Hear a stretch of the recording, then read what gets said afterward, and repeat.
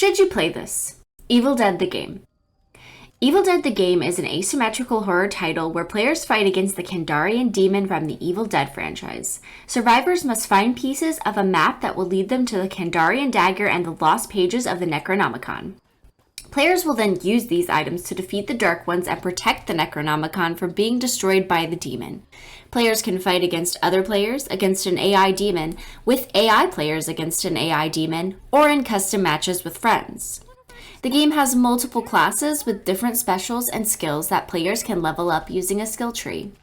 Survivor classes include Leader, Warrior, Hunter, and Support, while the playable demons are Warlord, Puppeteer, and Necromancer.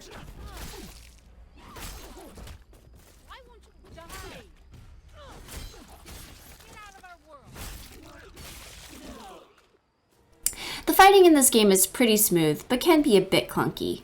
Players rely mostly on melee attacks, but are equipped with ranged weapons. Dodging is detrimental to the gameplay, but requires stamina.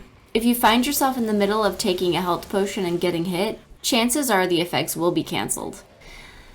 I found this pretty frustrating, but successful dodging can help players put enough distance between the undead and themselves to use the resources provided. Resources are fairly scarce, and it can sometimes be difficult to find what you need to stay alive during the match. When players are able to stock up, I would highly suggest it.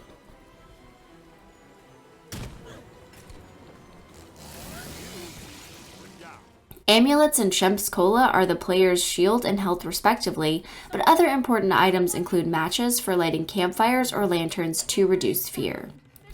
I was highly impressed with the graphics of this game. The maps are well designed, and the characters are true to the movies of the same name. There are different animations for applying power-ups and using special abilities, which adds a little bit of magic to the horror.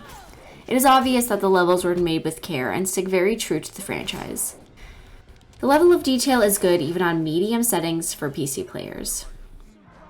One of the highlights in this game for me is the blood. I love a good gore fest, and this satiated that quite nicely. By the end of the match, players are covered in blood from head to toe, which is very much an Evil Dead staple. Between bludgeoning the undead with melee weapons and dismembering them with the infamous chainsaw, players cannot escape the constant bath of bodily fluids they get drenched with. Personally, this should be an integral part of any horror game, but especially one with this title. So, should you play this?